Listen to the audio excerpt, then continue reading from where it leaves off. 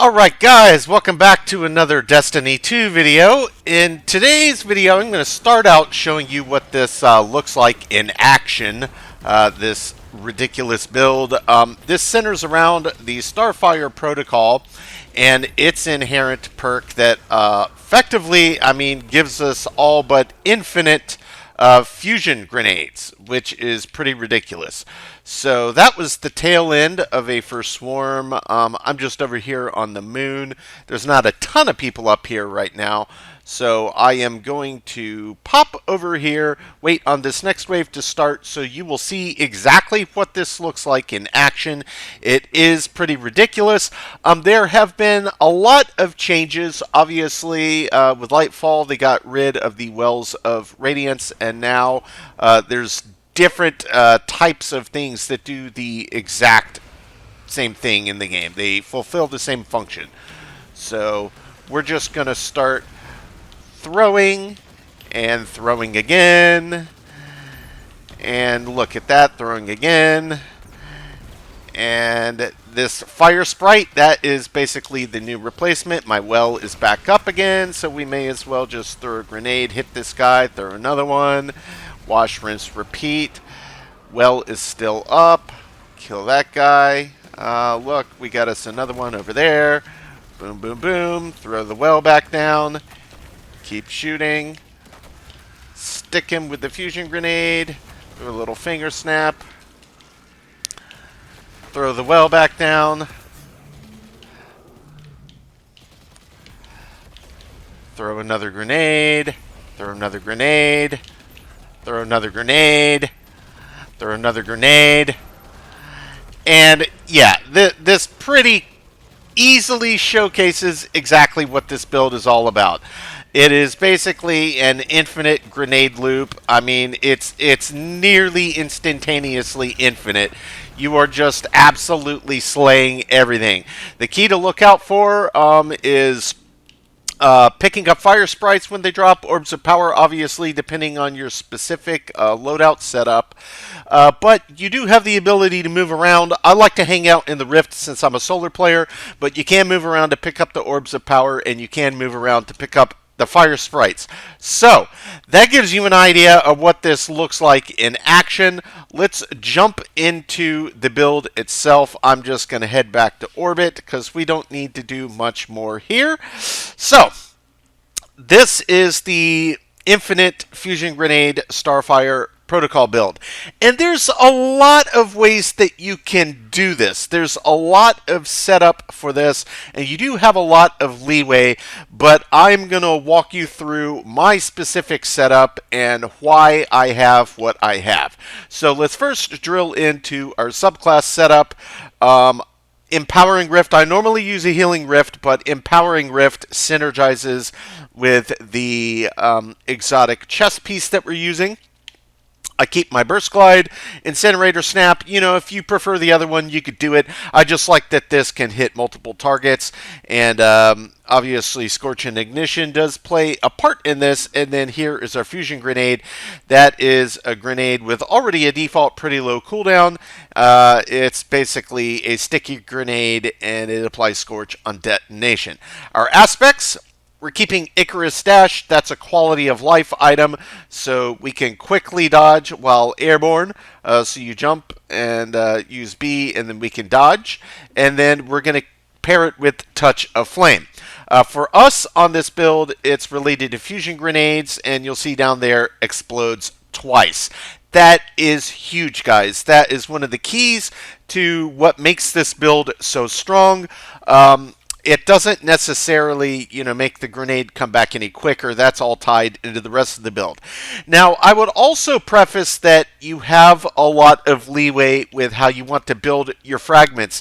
There is a lot of possibility with this build to still achieve the same result. So I am going to just show you the setup that I run. The first is Ember of Searing. Defeating scorched targets grants melee energy and creates a fire sprite. And we see down there on the side, fire sprite, a luminous concentration of solar energy. When picked up, it grants grenade energy. So since we want grenades to come back as quickly as possible. Anything that is going to allow us to get it quicker is going to be a boon. So you pick one of those up, you get your energy back. Honestly, it's a little overkill because of how this build functions, but that is one that I like because sometimes you run out of enemies, but there's fire sprites, so you can get your grenade back again. Of course, Scorch and Ignition applies on that as well, and we get a plus 10 recovery, which is always nice to have. Next, Ember of Ashes. This is another one that kind of depends on your build. If you want to roll this with kind of a solar weapon setup, all of these remainders work very synergetically together. So we apply more Scorch stats to targets. Scorch damage, as we can see on the bar out to the side, increases damage as they get more Scorch stacks. After they get enough, they will ignite, and then Ignition comes into play. That deals damage in a big AoE. It's also good against unstoppable champions. So there's double kind of bonuses built into that. The second one is Ember of Char. It gives us a plus 10 bump on Discipline, which is great. Quicker grenade recharge. Our solar ignitions spread Scorch. So here's another feedback loop of Scorch and Ignition round and round again. We already talked about both of these, so you can kind of see how that synergizes. Then finally, Ember of Blistering. Defeating targets with solar ignitions grants grenade energy. So another means of getting more grenade energy back on this infinite Scorch and Ignition loop. So that is the setup for the subclass. I am pairing this with Osteostriga as my exotic of choice, just because of its damage over time potential. This is kind of a good, generic, great weapon that works pretty well in all circumstances. And then I have this paired with an Amit AR2 from the Witch Queen, and this one does have Incandescent on it. Incandescent, when you defeat a target, it spreads Scorch. So if I want to use my solar, here we are again running more pump into that Scorch and Ignition loop to constantly give us more fire sprites and grenade energy on the back end. So that is kind of the two weapons that I have set up. Again, you have some leeway, whatever your weapon of choice is, but if you get one that has Incandescent, it does pair well into this build. The Cry Mutiny, this was from a season or two ago. This also I have Incandescent on it. This is a solar heavy grenade launcher. It also has Vorpal. Excellent, excellent, excellent heavy weapon. I absolutely highly recommend it. And then we're going to get into the meat and potatoes of the build. So this build centers around the Starfire Protocol exotic Warlock chess piece. So let's drill into it if you're unfamiliar with it. Down here is kind of the key. Fusion grenades have an additional charge and recharge from empowered weapon damage. That's why we're using an empowering rift. Fusion grenade kills grant rift energy. So aside from the grenade basically infinitely coming back on itself, the infinite Scorch and Ignition loop, we also have basically limitless ability to keep getting our empowering rift back. So everything we're doing is just making us nastier and nastier, and it just loops and loops and loops, and you really do feel very much like an unstoppable force of nature. And this is another build, guys. Even the mods that you choose to set up on this, just the way that it functions, you do have a lot of leeway. So if you want to alter any of the perks, there's really only some key ones that I would recommend. Beyond that, it's kind of up to you. And you'll notice that I only have this up to a tier 9, and I've got 7 points worth of mods. This next one, I guess it doesn't really matter. I mean, just kind of pick one. I'll probably double up on the flinch resistance, because I don't really want to spend 3 Ascendant Shards to get it to tier 10. The last abilities, I mean, they're useful, but they're not as useful for a solo player. So that's what I'm rolling. It doesn't really matter, but the point here is the base underlying abilities on this exotic itself. That is the key. So paired with that, on my helmet, I have got a resilience, quality of life. I have got increases drop chance of special ammo on a kill.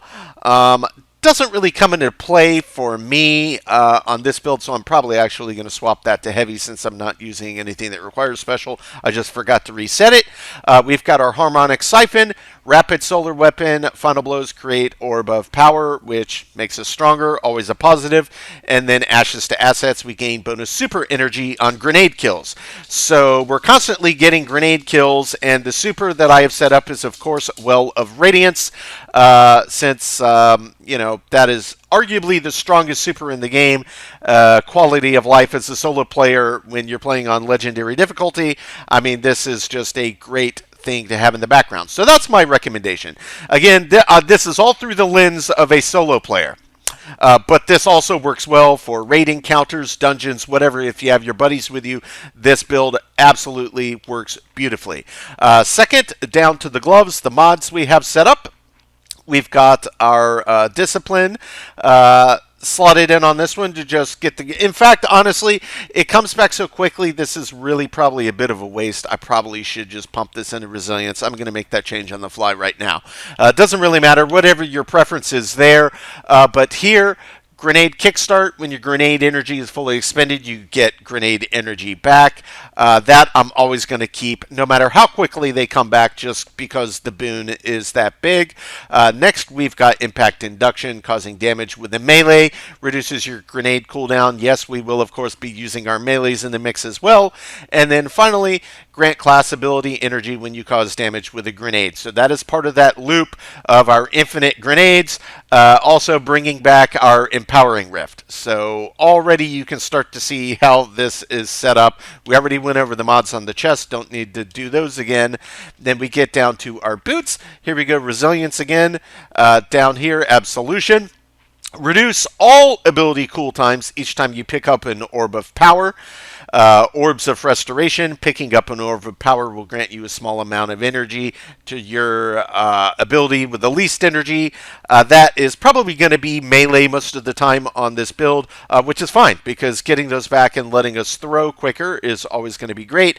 Then the final one I have here is Innervation. Reduce grenade cooldown each time you pick up an Orb of Power.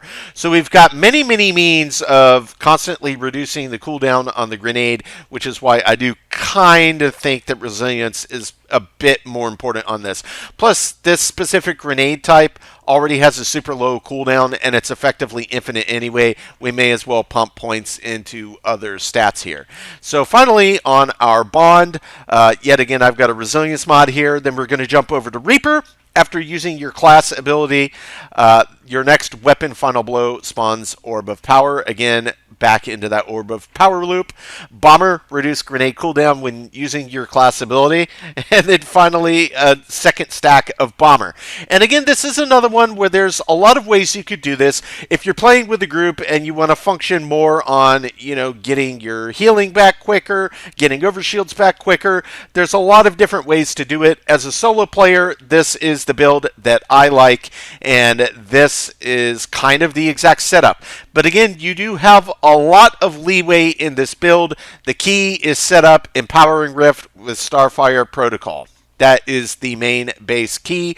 I recommend anything that has good group sweeping capabilities. Osteostriga is excellent for that. And then whatever your favorite solar weapon or weapons of choice are, and you are kind of off to the races.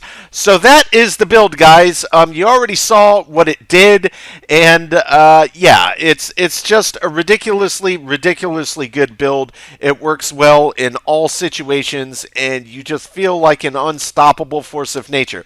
So if you, as I, are into the whole powerful space wizard fantasy, where you can just jump in, tackle anything head on, and just decimate the masses, this could very well be the build for you.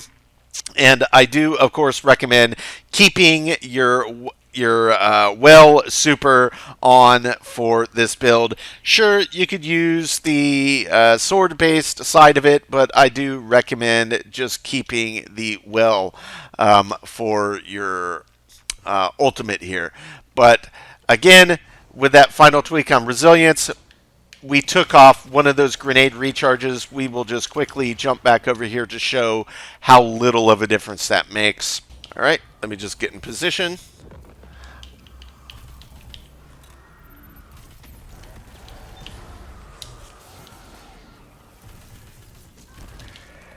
Got us a sprite, so we'll come up and we'll pick that.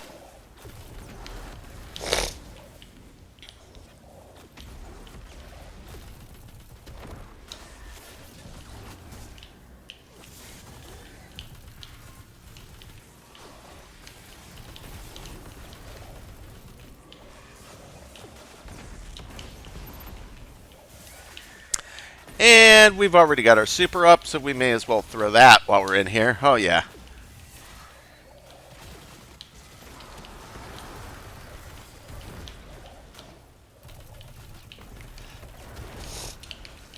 And you can see the fact that I swapped into a little more resistance versus the extra grenade, it literally makes zero difference. Zero difference whatsoever. It is just a non-stop grenade onslaught. It is literally exactly, and look at all these fire sprites if you're using your solar weapon. It's so fast, guys, it truly doesn't matter. Feel free to tweak around and play with whatever your preferred mods are for kind of the ins and outs of the build. Just make sure that you get the core ones.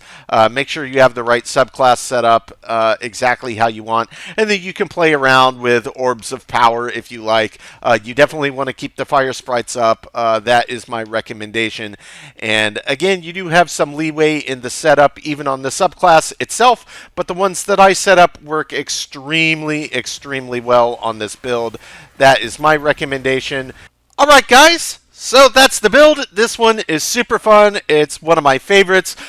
This is just slightly modified over the Starfire Protocol build I've done in the past.